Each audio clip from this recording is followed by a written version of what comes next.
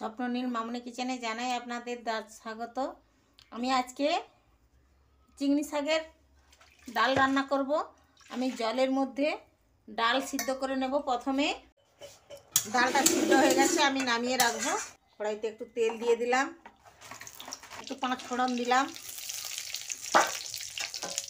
শুকনো লঙ্কা 5 ফোড়ন নাড়া নাড়া হয়ে গেলে পেঁয়াজ দিলাম।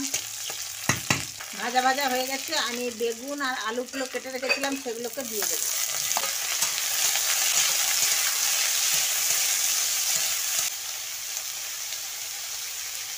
ঢাকনা দিয়ে দেবো।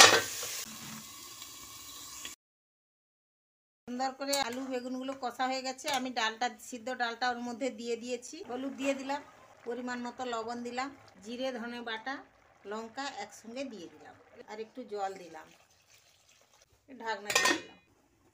এই চিংড়ি শাক আমি কুটে রেখেছি ওর মধ্যে দেব বলে।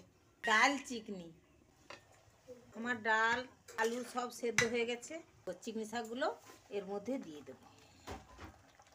বেশি ফোটানো যাবে না, চিংড়ি শাক একটুতেই সেদ্ধ হয়ে যায়, আর বেশি ফুটে গেলে টক টক ভাব হবে, তাই একটু ফুটে গেলেই আমি নামিয়ে একটু ঢাকনা দিয়ে দেবো।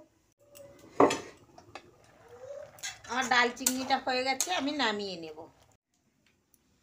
দেখুন বন্ধুরা কত সুন্দর হয়েছে, এই ডাল চিংড়িটা কত সুন্দর হয়েছে, দেখুন খুব সুন্দর হয়েছে, দেখতেও যেমনি হয়েছে খেতেও খুব সুন্দর হবে।